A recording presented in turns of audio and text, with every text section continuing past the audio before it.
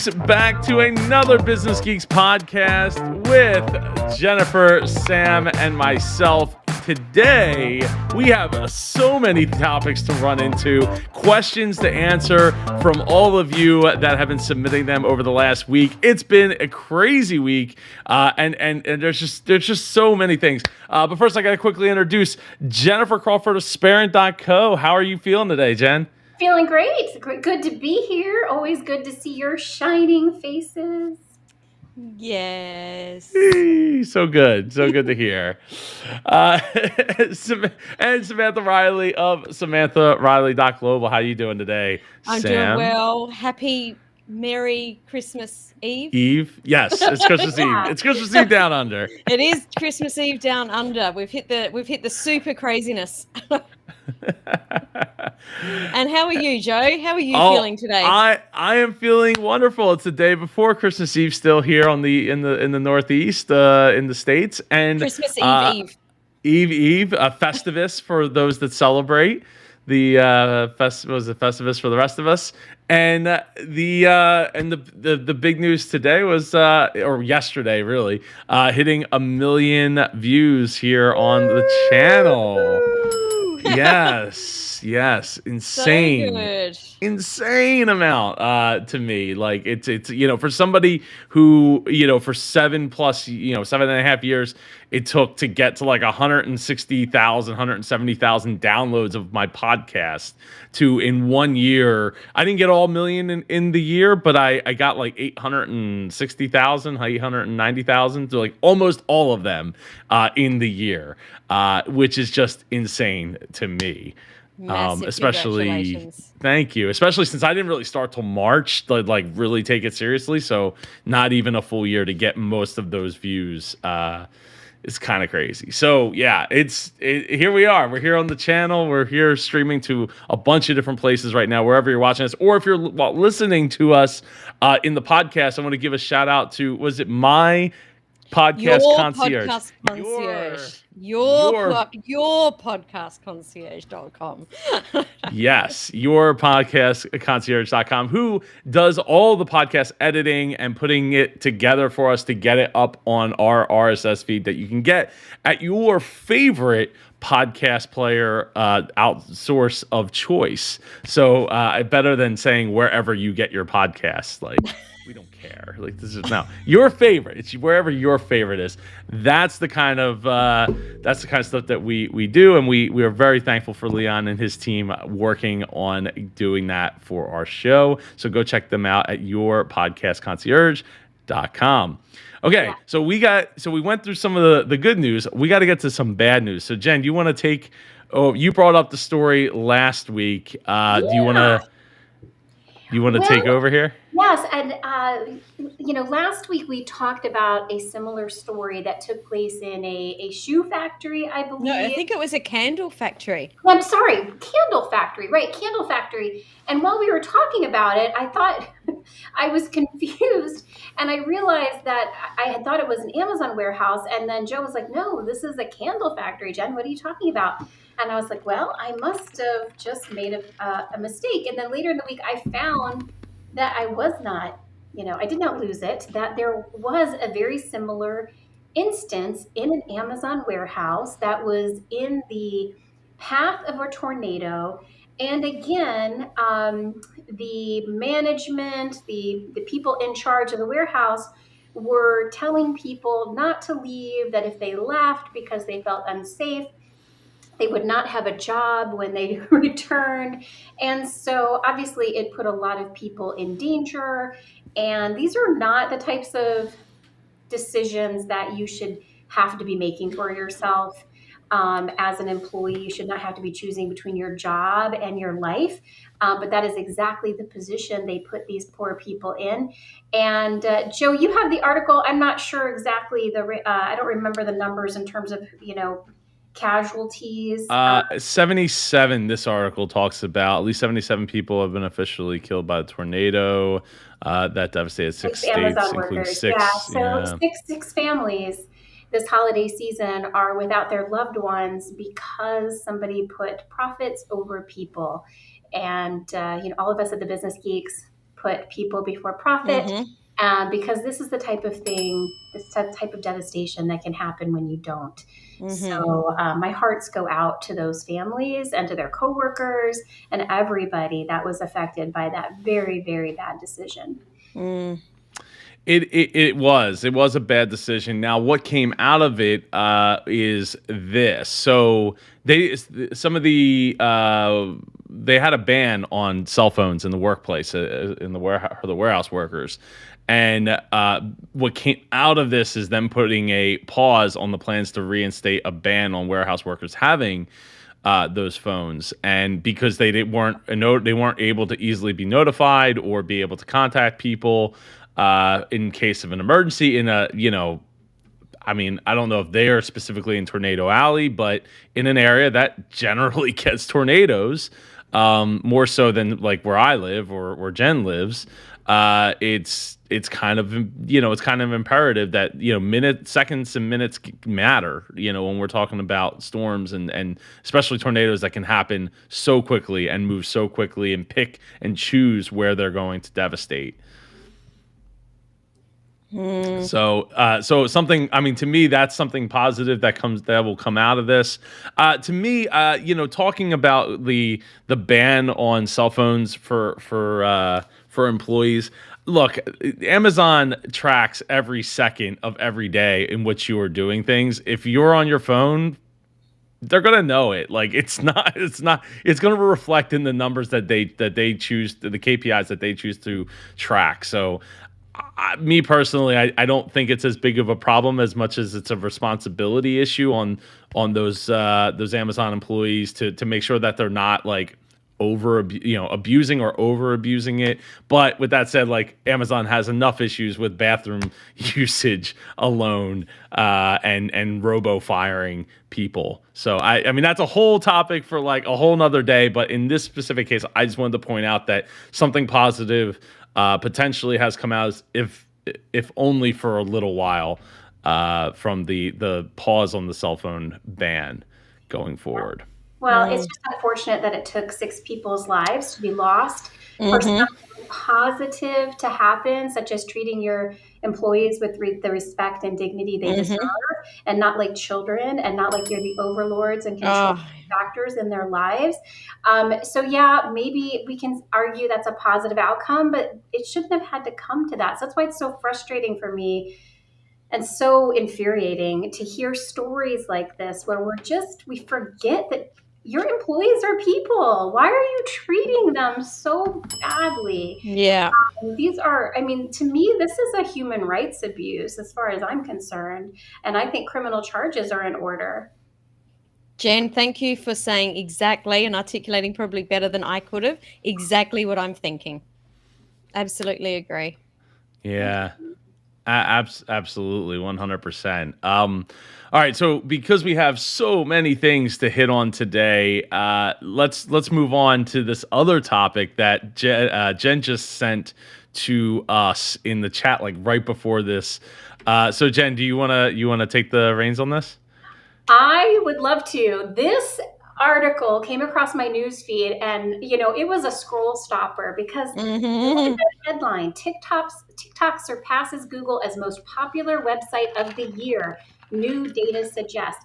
This is a shock to the tech giants. Let me tell you, they surpassed the Google search engine, Google.com, TikTok.com, got more hits, more visits to their website. This is something that is coming. It's a disruptor. It's something that nobody predicted. This is a change in how people are getting their content. This is something that is going to have huge ramifications. These big tech giants like Facebook and Google did not see this coming. And I find it really exciting as a new avid TikTok watcher this past year. I find myself using it as a search tool. So I found this was really interesting. All hail TikTok. I am impressed. Yeah. I know that we actually did an episode where we were talking about TikTok, and I did actually say I did not predict that it would surpass Google. I will not claim that one, But I did say I think that it's going to be the up and comer, and I actually think it's going to give Facebook a run for its money. And I'm so glad it has. I'm so glad it has. It's still interesting to me that so many people, especially I'm going to say the mature age groups, still think that TikTok is only for 16-year-old dancers, because it's so not. And I definitely need to get my butt over there as a creator in 2022, because it is definitely where I'm consuming all of my content, or have done this year. So, all right, I want to give a contrarian look at that, right? We want you to. We're here for it. So look, it's not that TikTok's not great. I mean, I was a big avid Vine user, getting to way back in the day at this point. The problem, and I'm kind of echoing what some other YouTubers have said about the platform, is when you, at least, and I didn't know how to articulate it myself, so I'm utilizing what they said, right? But when I watch YouTube, I come away learning more. I'm always almost always watching something that's more about learning than it is about entertainment. And the thing about that is I'll watch a 10-minute video on YouTube, a 20-minute video on YouTube, an hour-long video on YouTube, and feel like I'm coming away with something. When it comes to TikTok, I feel very like I stuffed my face full of stuff that I didn't learn anything, because I'm just constantly like scrolling. And while I do feel the need to get on TikTok, talking with my wife, she's like, well, why is TikTok so popular? I was like, well, because there's a lot of people that are dancing on there that people want to see without going to an adult website. See, and it's not that that's the only thing. It's not that it's the only thing, but to me, that seems like the big driver of traffic. I mean, when certain hubs.com are the biggest, some of the biggest websites on the planet, and you have this and it's surpassing Google, I don't know. This is what I think, Joe, and I'm going to just, talk to your go ahead about long form content versus short form content. I think or micro content really is what TikTok is, right?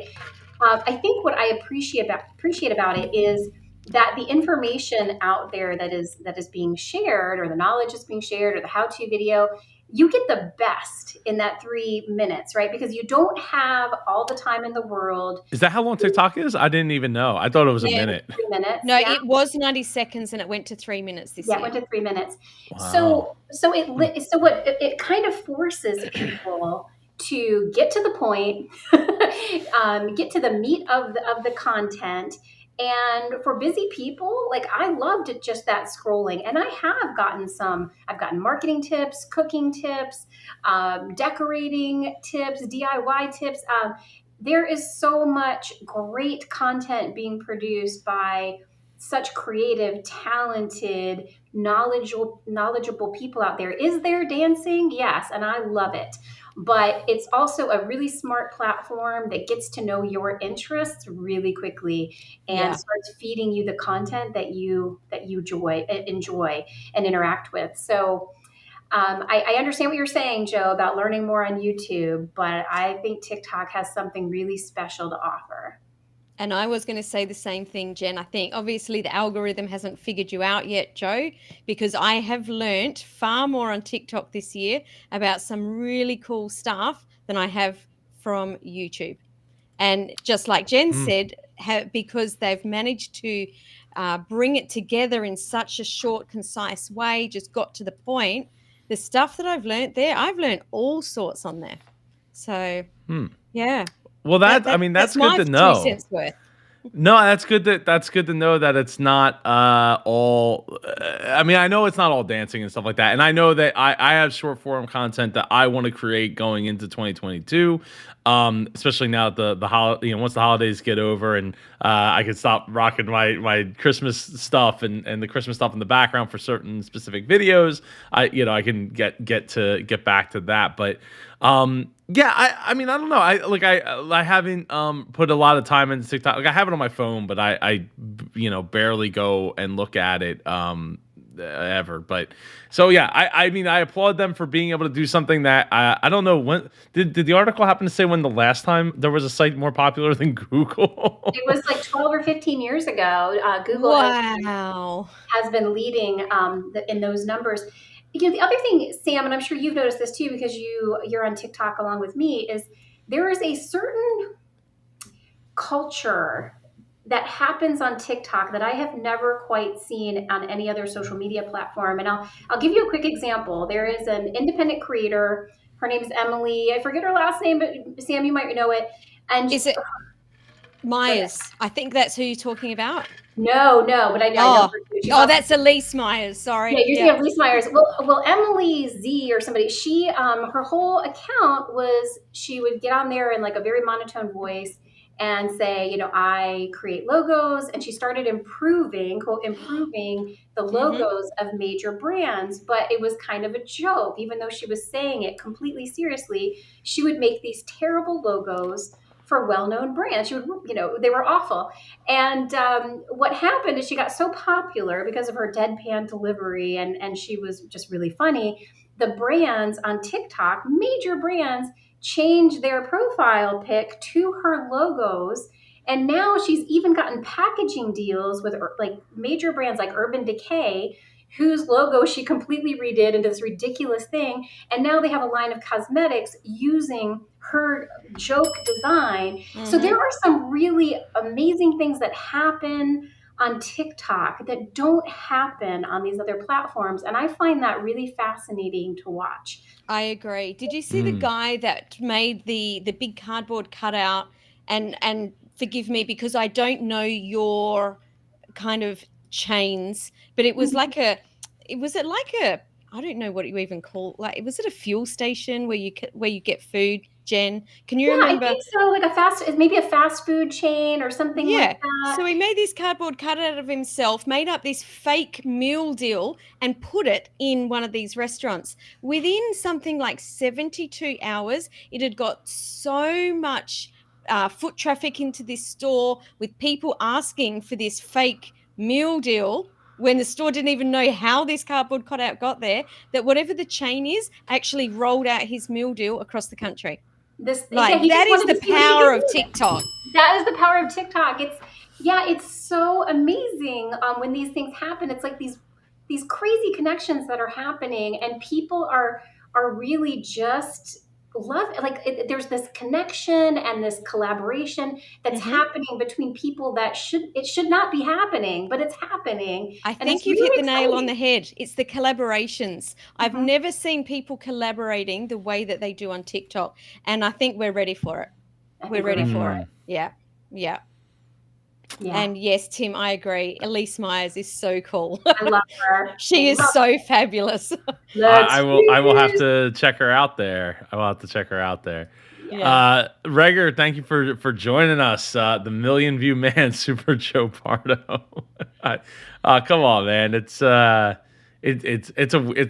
weird feeling, that's for sure. But going back to the meal deal idea, piece, right? So I wanted to bring up this topic of marketing. So here, I don't know. Do you have Wendy's down in Australia? No. Oh, that sucks. I mean, look, I don't go out of my way to go to Wendy's, but like if I have to pick one of those fast food places, generally Wendy's is pretty much at the top of the list. So more so than McDonald's or Burger King for sure. So they have been marketing, like they did this a couple years back where they were marketing their fries, right? And they're like, oh, we got sea salt fries and it's this thing. But then after a while, they kind of died down. And now all of a sudden it's coming back as like, our fries are hot and crispy and it's a guarantee. And if they're not, we're going to replace them for you, blah, blah, blah, blah, blah, right? And they're really going to town on the fact that they have premium fries. Quote unquote, preferred nearly 2-to-1 over McDonald's. I would agree. I much prefer Wendy's fries over McDonald's. What do you think, Jen? About the fries? Yeah. Oh, I can't speak to it because I don't eat fast food. Okay. I mean, I don't generally. Well, I do, but most of it's Taco Bell, honestly. But the reason I wanted to bring this up, right, is because I heard a commercial talking about this, where, free fry Friday over at McDonald's at the Golden Arches, which is just a totally different aspect of coming at like, hey, we have high quality, awesome fries. Hey, we're giving them away for free on Fridays. and this, the battle of, here you go. Friday is better than ever thanks to free medium fries. Get them every Friday with a minimum $1 purchase only in our app, which pushes people to the app, which they did a really good job of back with the what was it the McRib or no, the Egg McMuffin for like $1.50 or something, for like for the original price that it was back in like the 69 70s. cents or something. Yeah, something like that. But you had to get it through the app, but you had like 4 or 5 hours in the morning to be able to do that, and pushing people to the mobile ordering and the app. So which is cool. Like I am all for pushing, give incentive, get that carrot, right? And get people to go do the thing that you want them to do. And but to me, it's just so interesting to see like two different marketing of the same thing. So our fries aren't better; they're free. Do you feel like that's thoughts? A bit of a devaluation of their fries? That's what I'm feeling. It's like, you've got the really good fries, but we'll give ours away. That's how I'm feeling about this. On Fridays, definitely something that I don't think it's bad. I think the only the differentiator there is it's pushing people to the app, right? It's not just, hey, show up in the get your free fries on Friday. Though I will say, Wawa here in the Northeast at least offers free coffee on Tuesdays instead of Mondays to get people foot traffic in. Does it devalue the coffee by giving it away for free when it's normally, I don't know, I don't drink coffee, so I don't know what they charge, but whatever they charge normally, they're giving it away for free on Tuesdays. Well, I guess going back to what McDonald's is doing, you really need to know what your outcome is, right? And that's what I guess I missed there for just a small second, is that it depends on the outcome. What is it that we're trying to do? If it's that we're trying to push people to the app for, to get their emails, or to be able to send push notifications, or, giving away free coffee on Tuesday to create habits, then I'm all for that. I see a missed opportunity here. This is what I would like to see as a non-customer. Clearly, there's a French fry war, and Wendy's started it. I would like, just like you see sign wars between local businesses, I would love for McDonald's to step up to the plate, just come to the war, and instead of giving away free fries, like maybe do something special with their fries to answer to this challenge that Wendy has put out there, and have some fun with it. I think it's a missed opportunity. This is the kind of, we're talking about TikTok and sort of, the trends and how people are consuming and enjoying content. I think that's something that could easily be taken to the TikTok platform, and they could have fun with it. And hey, let's be honest, most people who eat fast food don't necessarily only eat at one fast food place. People are bouncing between them and whatever's convenient, what they're in the mood for. So I don't think there's any danger that either of them are going to lose customers by just having fun with this French fry war. And maybe in the end, they will both end up with a better product and, a little friendly competition. So McDonald's should go onto TikTok and have hotter, saltier fries, or hotter, crispier fries. Yeah. Let's just call it out. Maybe. I mean, that's one way to look at it, right? It's promotion, it's marketing at the end of the day, right? Beef sells things, and not the beef like moo, but the beef like wrapper beef, right? And things of that nature. Having problems with each other creates conflict. Conflict drives clicks and views, and what's going on with that, right? And that kind of stuff. So I don't disagree. I think it is a bit of a missed opportunity for McDonald's to step it up, and I don't think it's devaluing their fries, but maybe it's also an overconfidence thing on McDonald's thing. Like, no, everybody knows. Like, everybody already knows. We don't have to advertise it. But you know what? We're just going to give it away for free as long as you spend $1 on Fridays in the app. It's a flex on McDonald's part. It very well maybe, but I don't think their fries are really that good personally. Wendy's, I think it's better fries. We've got a bagel place here in Sydney that on the wall they've actually got painted Sydney's worst bagels as decided by Google, one Google 1-star reviewer. And I have never gone there, but seriously, when I saw that sign, it was years ago, and it's still top of mind because I thought it was so clever what they did to it, and I will definitely get there one day. I love it. So, it's a good sense of humor. It does, and Wendy's does on Twitter. If you don't follow them, you absolutely should. Yeah. They're perfect in their snarkiness and all that. But Sam, the second part of what you just said is like, yeah, it is top of mind. You remembered it all these years, but you still haven't spent any money there. And that. In all fairness, it's like not on my side of the city. If it was around the corner or if it was on my side of the city, definitely would. But I'm not going to go in 3 hours of traffic to go get one bagel. That's fair.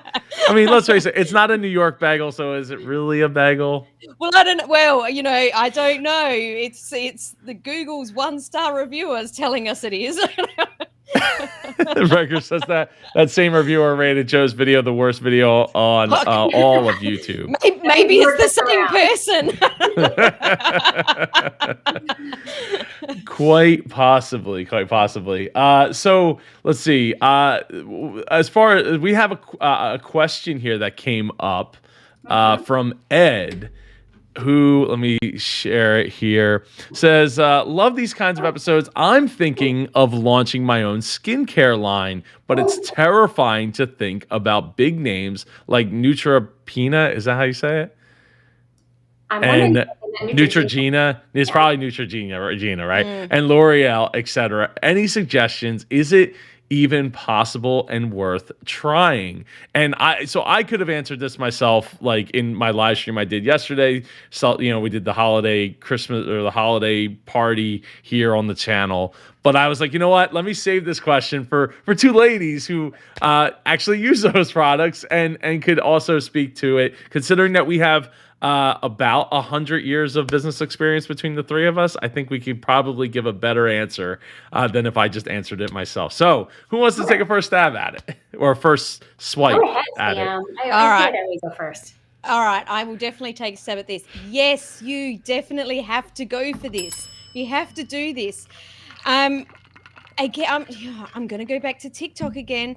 We have seen some of these micro businesses in fashion, swimwear, in makeup, in candles, really own their niches in this is what I do, like putting their love into it, their little piece of difference. And I think that I can't speak to you two, but for me, I am much loving buying things with a story behind a product and knowing that I'm supporting someone than these big conglomerates when I don't know what they put in their products. They're in it just for the money. I feel that I'm not the only one that is starting to think like this, and I think there is a huge swing or a huge swing away from some of these big conglomerates. And I think that the timing could not be better to go out and do it on your own right now. Oh my gosh. Absolutely. Super passionate. Absolutely. Yeah. And just to piggyback on the wisdom that Sam just shared, yes, it's terrifying, but you have to do it anyway. And don't think that you're competing with L'Oreal and Neutrogena, because you're not competing with them. You're not going to share shelves with them. You're not going to share a store with them. You are not competing against them. You are going after a different type of customer, a customer like me, a customer like Sam, somebody who doesn't want to see that mile-long label of who knows what in our product. that wants to support a small business, who loves small batch products that are made with quality and quality assurance. That is the customer, people that maybe want a clean product or a vegan product, whatever is your niche, or that is your customer. And are there a lot of cosmetic companies out there? Absolutely. There are so many. But there's also a lot of faces, and there are a lot of women that are perpetually looking for good products that they can trust to put on their skin and feel beautiful. So I encourage you, start small. You don't have to go out and try to compete with Neutrogena. Again, that's not your competition, but you can start by simply getting on Etsy, going to local farmers markets, telling your friends and family, starting on Instagram. It's a very visual thing. TikTok, absolutely. I would love to hear more. Honestly, I would love to get links to your products. I would love to check them out. I am always looking for stuff like this. So I really hope you take the next step. Can I just say there's one thing that Jen and I alluded to. I wanted to say it now before I forget it. And this is a really important piece. And we didn't actually say it in specific words. Find your point of difference. That's the bit that's going to be what is going to get you to cut through. So don't compete with L'Oreal, really make sure that it's very, very different. This is why it's different. That, we use this specific rose hip oil that no one else does, or, we use this because it cured a rash that I've had for 10 years and, other products make it worse, or whatever it is. But you need to find your unique piece of difference. I mean, that's literally what I was, most Sorry, of what Joe. I was going to say. It's okay. It's okay. I still have more to add to that, though. Understanding and going really deep into the hole that like the L'Oreals and the big names are missing, right? Because they're not necessarily micro targeting that specific niche. So get really granular with who it is that you're speaking to that's going to buy the product, and then it'll make it so much easier for you to hit that nail on the head with them, right? And make them say, yes, I want this. And we've seen it so many times, all these Shark Tank pitches that I've done. There's been a number of beauty care products that have come on the show that I've done, reaction videos to, and every single one of those ones that are even going to remotely be successful, the sharks almost every time say, don't worry about going into retail. That's like a pipe dream. That's like a lightning in a bottle situation of the right everything comes together, and there's an opportunity for you to go, really focus in on that digital marketing, talking to those people digitally and selling direct. You'll make more profit. You'll have less headaches. And you'll be able to really make that personal connection, going back to what Jen said, with who that person is, and they'll be able to connect with you on that personal level and feel really good about buying your products over going to the store, the big box store, and buying whatever's on the shelf. So really focus in on that person. I'll offer my avatar guide. superjoepardo.com/avatar, 64 questions. It's a workbook to answer, each of those questions and get really deep into those, what, not only are they an Apple or an Android person, but why are they an Android person and what specific Android phone are they buying and why? So then you can look at the marketing of said product and get really deep into the specifics that are going to work for you for that particular avatar. So it's a lot of work. I mean, it takes over usually an hour or so to go through each person every time I've gone through people with it, but it will make all the world difference. Don't worry about the big box, the Neutrogena, the L'Oreals, and all that. And remember this, right? Everybody started small. It's something that my dad used to always say, look, we try to help other small businesses where we can, but at the same time, there's certain, we were small too, and then we weren't small, and we were the ones that were at the top with the target on our back. So, they started small, they got rolled up, they had lots of money funneled into them and things of that nature. You're not competing with them. You're really competing against yourself, in my opinion, when it comes to getting that real targeted message to those people. Give yourself a ding for that last bit, Joe. I need to get you guys the bell. We gotta get some stream decks so you can each pipe your own bell in. Oh, that would be great. And then so we're all hitting the bell at the same time, and it's canceling the sounds out. Sorry, just get yourself one of these for like $1.50, and then you can manually pipe it in. But yeah, so Ed, I hope we answered your question. I'll reply to this comment with this video so that Ed knows that we answered the question. Yeah, so story time. Oh. Story time. So Joe had to call customer service. Hang on, a shock. No, really? I did. I didn't want to, especially because it's almost Christmas, and I did feel legitimately bad. And my UPS driver had some 4-letter words to say when he came up and was like, I know what you're trying to get me to pick up, and I hope that it's in the box.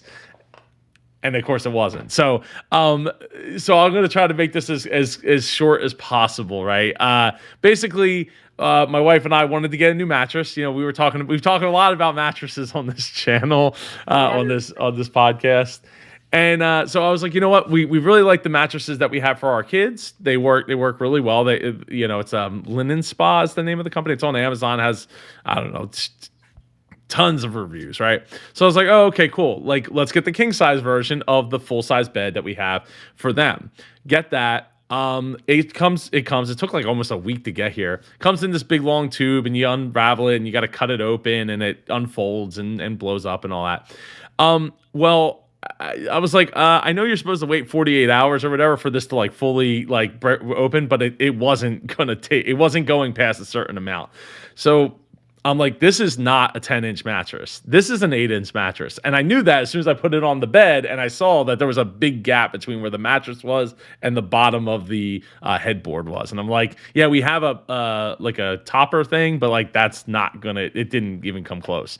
So I was like, all right, this has got to go back. So I reached out to customer service via chat. Took 20 minutes there to explain to them, they sent the 10-inch box, but inside was an 8-inch mattress. Okay, no problem. We're going to get UPS to pick this up. I said, it's not going back in the box. But they're like, well, before we can accept it, we need you to take pictures. We need you to take a picture of the mattress, the box, all the barcodes, the shipping label. I'm like, you guys shipped it. What do you know what it was? Come on now. So I did all that, sent it to them. And basically they were like, okay, we're going to send UPS to you. Cool. I'm like, so UPS shows up the next day, and I already went on there and was like, hey, I don't think that they're going to take this mattress because it's a king size mattress that's completely open. It's big, it's heavy, and it's not in a box. UPS doesn't do that. They don't do that. So guy shows up, backs up in. He's like, I just delivered this 2 days ago. 2 days ago. He's like, please tell me that this is still in the box. I'm like, I can't tell you that because it's not the right mattress. Yeah, so he calls up his manager to try to do something. They can't do anything. They're like, you just have to cancel the return. Or cancel the pickup. So cancels the pickup. We had a great exchange. He was awesome. He was happy that I was being understanding because he's like, so many people are not understanding about this whole it has to be in a box thing in order for me to take this. And I felt bad because I'm like, I know your truck's probably very full. It's 1:00 in the afternoon, 2-3 days before Christmas. It's not a great time. I feel bad, but this is what Amazon wanted to do. So I get on chat and they're like, okay, or actually I called them right after that. I said, hey, this isn't going to work. So then they're like, oh yeah, we're going to get our big heavy department to work on this. I'm like, okay, cool. So then I get an email right after. We understand that there's a problem with your mattress, and we would love to give you your money back as soon as we receive the product. And I'm like, nobody understands what a king-size mattress is, apparently, because if they did, they wouldn't be asking me to ship this thing back. So I called again after I received that email, and I got somebody. So I was talking to somebody. They gave me to their supervisor. That supervisor had to go and talk to another supervisor to figure something out. Then he was like, okay, I have two options. First option ain't going to work. I'm going to the second option. Talks to, I guess, a different supervisor or somebody else in a different department.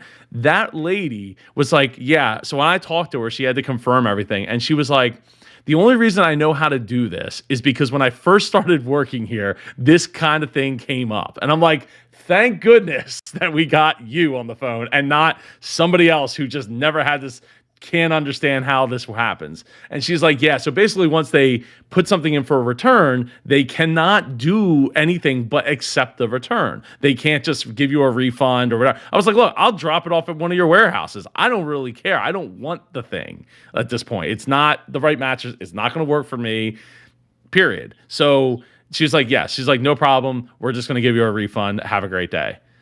But that's 2 hours of customer service between the chat time to the phone call and the phone call time, plus the time wasted with the UPS. The UPS guy did have a drop off, so it's not like it was a total waste, but it did waste time on his part at a very busy time of the year. So I feel really bad. And now I got this mattress sitting in my theater room that I'm not sure. I've been trying to call people I know to be like, hey, who needs a mattress? Who needs a king size mattress? Do you know what's crazy about this story? That it happened to me? No, that's not crazy. And it's not crazy right? that you were on the phone to customer service. That's just normal. That's the normal part of the story. The crazy part of the story is if this company sells mattresses, you can't tell me this hasn't happened before. Surely they've got a system for this. You would think, right? I'm sure that Jen agrees with me here. If you sell mattresses, there's got to be a return system. It's very, very weird. It's very weird. And I've always wondered about mattress returns because the major mattress brands that do the mattress in a box, they all have pretty generous return policies. Nectar, you can return your mattress supposedly anywhere within 365 days. And I always wondered what happens if you call them on any day, but say 364, day 364, and you want to return the mattress. Like, do they come pick it up? Like, because like Joe pointed out, king size, any mattress is a big, bulky item, and you can't put that genie back in the bottle. The mattress does not go back in the box. So I always wondered about that, if anybody had ever tried to return their mattress and what happened. Now I kind of know, at least from Joe's experience. Well, mattress stories. I just wish I had called them from the get-go instead of doing the chat. Because I feel like I could have gotten somewhere with somebody to like get it through their head that like this ain't I'm like, there's a 0% chance of this going back in the box. The box is folded up. There's no way. I don't have a vacuum sealer. This isn't a thing. This isn't going to happen. But they don't know. They're just customer service people. I'm lucky that they're even real people in the chat. It could be a bot for all I know. Yeah, exactly. Like an intelligent bot, like an intelligent AI bot or something to that effect. But yeah, so it's disappointing because like I gotta get rid of this mattress now. Like, and we slept on it one night. So we're like, okay, well we'll try it and see what happens. And it's like, no, this ain't gonna work. So it's just one of those things. Like they messed up. I'm kind of glad they did because like once I got back on because we have a foam mattress, like a memory foam mattress. Once I got on that spring mattress, I was like, ooh, this is why I didn't like spring mattresses. I've had our memory foam for like almost 10 years now, and it still works just fine. It's just I was like, let's try. Like Melissa really likes the kids' bed, so like let's try that. And I'm glad it didn't work out. And it wasn't my fault that it didn't work out this time. Saved by the mattress, Joe. Yes. But here's my theory, though. My theory is that mattress was not by accident put in that box. And the reason I have that theory is because they have no 12-inch mattresses available in king size on Amazon. It says like 1 to 2 months. And the 10-inch... the 10-inch there was like 4 or 5 available, which is why I pulled the trigger and was like, all right, I'll just order it, and then I guess I can return it later. Maybe I can return it to Kohl's like everybody else returns everything. Like I had to return the mattress topper to Kohl's, so that was like, but that that's foam, so you kind of fold it up and you kind of walked in. And I had to help the lady stuff it in a bag, and then another bag on top of it to get it to go. Anyway, point being is that I forget where I was going with this. Darn it. The 10-inch, the 12-inch. Oh, yeah. So my theory is that they probably ran out of 10 inches and we're just going to put 8 inches in the box because people aren't going to ship back a mattress. And most people wouldn't notice because most people, well, I don't know if most people are as big as I am at 6'3", 250 pounds, but I noticed like as soon as you put it on the bed, the way our bed is set up, like it was obvious that the math was supposed to work out. 10 inches plus 2 inches equals 12, which equals what we had before, just in the one mattress. So wasn't even close. Well, I'm glad it worked out in the end. Oh, look at you. Not yet. Those. It is not. It is not worked out yet. I got to get rid of this mattress. So I have some feelers out, and worst case, I'll put it on Facebook Marketplace, and we'll get rid of it. I just don't want to throw it out because like it was literally slept on one night, and it's a brand new mattress. If you want a king size mattress, give Joe a shout. There's a million views of people that might go, I feel like a new king size mattress. Yeah. That Joe has slept on, so maybe I should sign. I can sign it for you or something. An influencer has slept here. A real life influencer has slept here. He's got 1 million views and 1 million minutes on customer service lines. You too can have this mattress. America's most known customer service line person. I try to be nice. I'm not trying to be. Your customer service reps need a mattress. Yeah, right. I wonder if the customer service reps all get together and go, so what did Joe talk about today? He's on a list. He's on some sort of list. I reckon he is too. Right, there's I don't know what you're selling. There's a secret club happening behind your back, Joe. Oh, it's like the Vegas, the Vegas pinup board of the people that can't come in back in like the 70s. Yeah.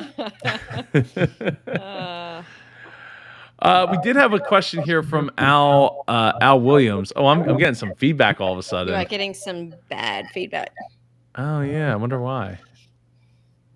Jen. I always feel like I'm the guilty one, but I haven't done it. No, it's not Jen. You don't think it's Jen? No. I don't hear it anymore. It's gone. Oh. No, I think. Are we gone? Is it gone? I think it's gone. Okay. I hope it's gone. I hope it's gone too. I don't hear myself anymore. Anyway, Al Williams says a lot of times the CEO of a company doesn't have the majority equity as his partners. Depends on the money other people put into the companies. Please speak on that. Thanks. Well, I guess this is true.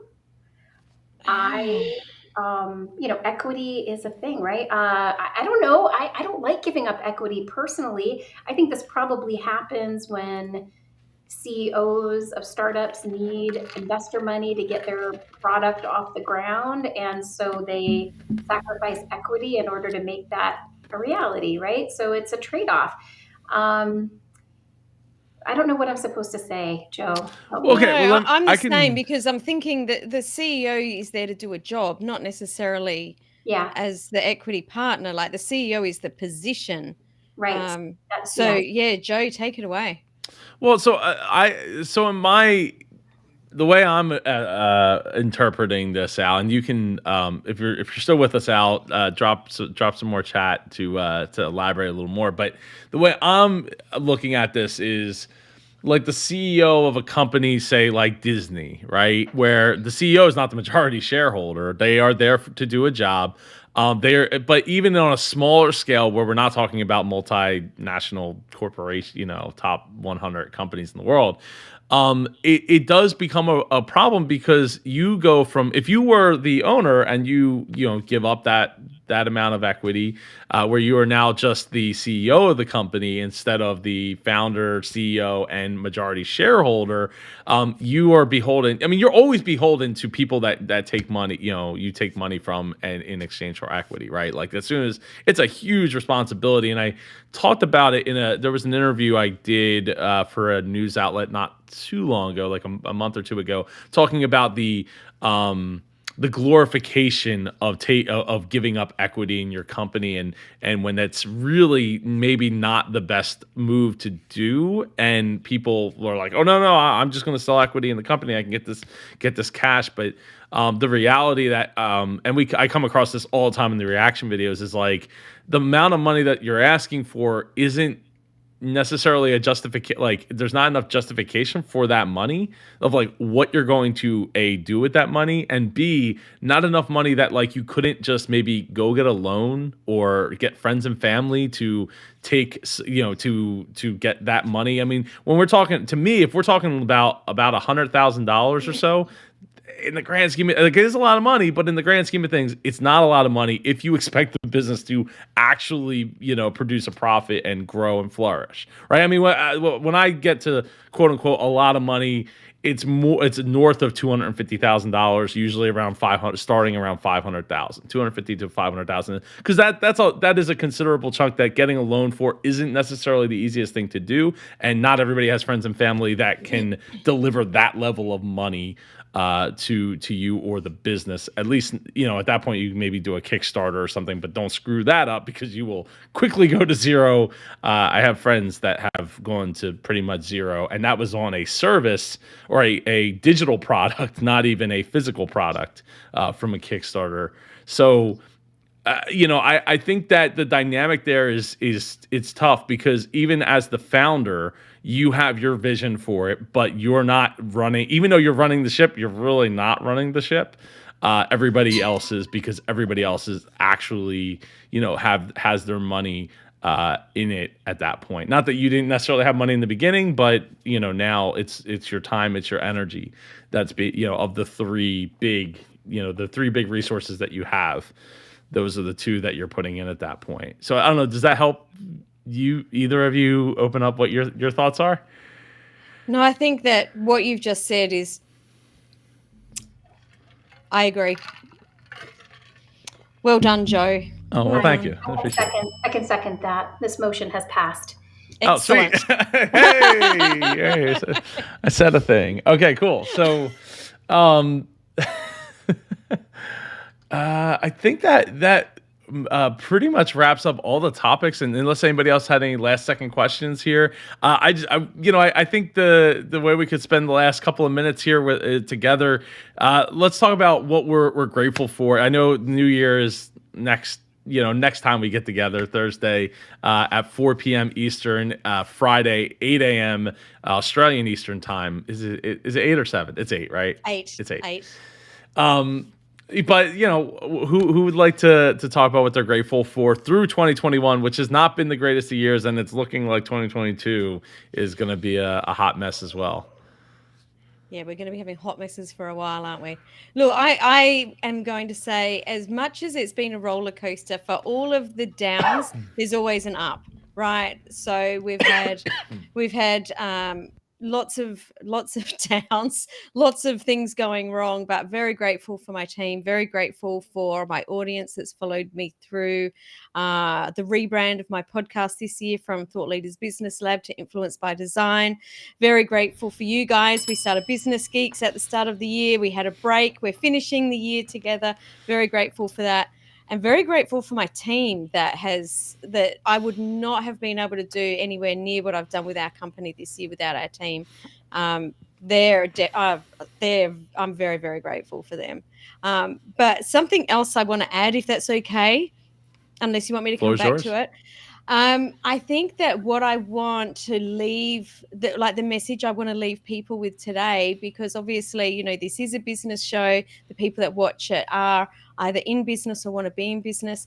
It's really important to take this time out for yourself, to recharge, to reflect, to rejuvenate, and not to push through because, we've had a crazy time and we're going into, the next crazy time. It's not going to stop anytime soon, but that pressure is always going to be there, and it is so important to take time out, spend time with loved ones, spend time just looking after yourself, watching Netflix, walking out in nature, whatever it is that you like to do, hanging out with friends, because otherwise After the few years that we've had, there's going to be a lot of burnout and, burnout, depression, all sorts of horrible nasties. So definitely take some time out and look after yourself. Sam's service announcement is now complete. Daddy. Speaking of time. Yeah. You had to come. You Uh-oh. had to come for movie night. So Okay. we Jen, why don't you take it away while Joe's doing dad duties? Yeah, sure. This year's been a wild ride, right? We had so much hope in 2021, and I don't think it turned out quite like we were all hoping it would, but I still am incredibly grateful for so many things. I think my list is ridiculously long, and I almost feel guilty for all the things I'm grateful for. But I would like to give a shout out to the scientists who developed our vaccine and our vaccine boosters, and now the FDA has approved a treatment pill for COVID. Thankful for the booster that I recently received, and for science, the teachers, the frontline workers that are helping us all get, seeing the worst and dealing with the worst as we all try to get through this pandemic the best we can. So I will say that I am super grateful for my clients and my team. They all happen to be incredible women that inspire me every day, makes getting out of bed every morning a joy and a pleasure. It's so great to be able to look forward to working every day and doing what I do, and just loving every second of it. I just could not be more grateful for that. My family, my friends, my dog. I can't. I'm very fortunate. The list is very long. I've definitely had a lot of positive in my life. So I am also grateful for you guys, because this is a blast every week to come together and talk on my favorite subject, which is business and small business, and talk to other people who are interested in the same thing. And that is so gratifying. So thank you for that. Oh, no, thank you. Always so articulate, Jen. I always feel so bad. I should have let you go first, so I could have thought a bit bigger. I am in shock because I always feel like I'm just randomly stringing words together and hoping in the end that there's a period and that it makes sense. Look, Jen, I'm always your biggest fan. Right back at you, Sam. Oh, I'm a huge fan of both of you, and the stringing together words to make a sentence. Like, look, if you go back, there's actually was two popular videos. Before I talk about my grateful thing, there was two popular YouTubers that just did videos on Gary Vee and some of the crazy things that he has said through the years, and just being like, wow, those were words, but they didn't make a lot of sense, and didn't really answer a question or anything like to that extent. It just, there's a lot of that going on, but putting words together, it sounds good, right? And that's what we're trying to do from the heart, right? And that's the important part, not just rhyming it.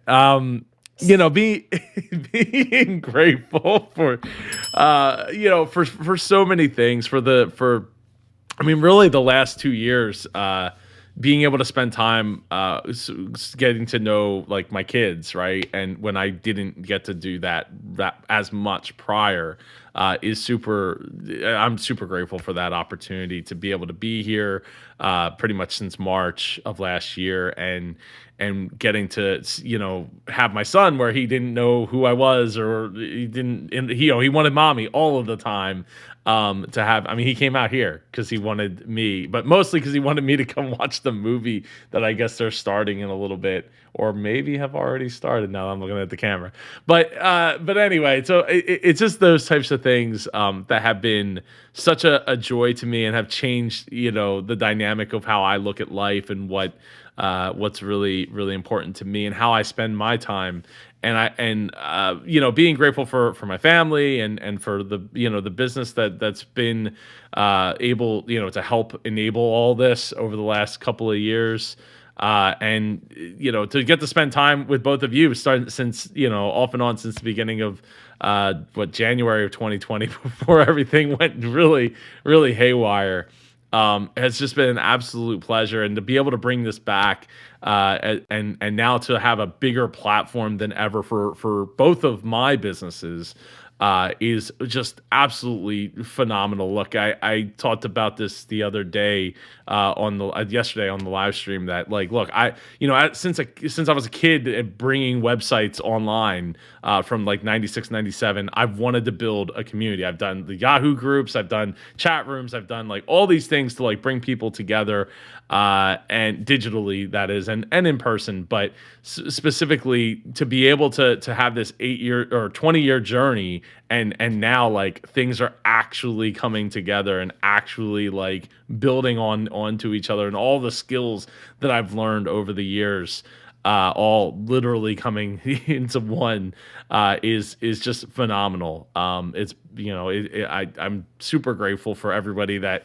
watches and everybody I've gotten to help and learn, and I'm even grateful for the people who think I have the worst channel on YouTube and have the worst videos on YouTube, because look, the feedback helps you get better, and maybe telling them that I appreciate them will maybe give them a nicer day than they would have had otherwise. Because I get to have great days every day for the most part, and yeah, so I am grateful for all of that, and even though 2022 is shaping up to be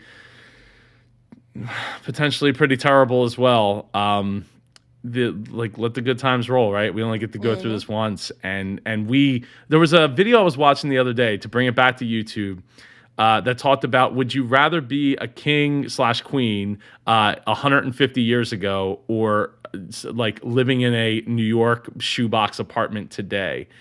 And I think the answer is I'd rather live in that shoebox apartment today, because the niceties that I have available to me in that shoebox apartment are leaps and bounds better than living as a king or queen 150 years ago. Running water is just literally the number one thing. Running water, I'll take that all day. Hot running water at that. So, let alone cell phones and all the other things that we have access to, food, and all that. So, super grateful for all that, and so excited to see what 2022 brings, even though probably not some great things on the horizon here. Well, time to collaborate, do some great things, surround ourselves by great people, and together we can actually get through it. We've proven that in the last 2 years. We're still standing, we're still here. We still have smiles on our faces. We're still grateful. And I think a lot of that is by surrounding ourselves by amazing people that we can really enjoy doing life with. So we'll just continue to keep doing that. Absolutely. 100%. Lots of reasons to be hopeful. Yeah. And to double back on what Sam said about taking a break, take a break, and lean into taking a break. Don't just take a break in the sense of I'm just going to do a couple of hours, and then a couple hours turns into a lot more hours. If you're in a position to be able to take a break, even if you're really not in that position, do what you can to take that break and lean into it. Don't just I'm working, but I'm not really working, but I'm really working. Sharpen the axe. Sharpen the axe. Yeah. Breaks are incredible for growth. I can't tell you how many times I've taken breaks from things that I do in business and in hobbies and in life, and then have been able to get exponentially better at it because I've taken that step away. The insights come in those breaks, doesn't it? The insights come, the creativity comes. So taking a break could be the best thing you ever did for your business. 100%. Maybe we'll talk about that next week and talk about breaks. Let's do that. All right. Well, thank you all for watching all the way deep into this. Again, we love our sponsor, my podcast, or your podcast, concierge.com. Go check them out. We'll see you next week here, Thursday at 4 p.m. Eastern, Friday, 8 a.m. Australian Eastern Time. Have a great Christmas, everyone. Merry Christmas. See you then.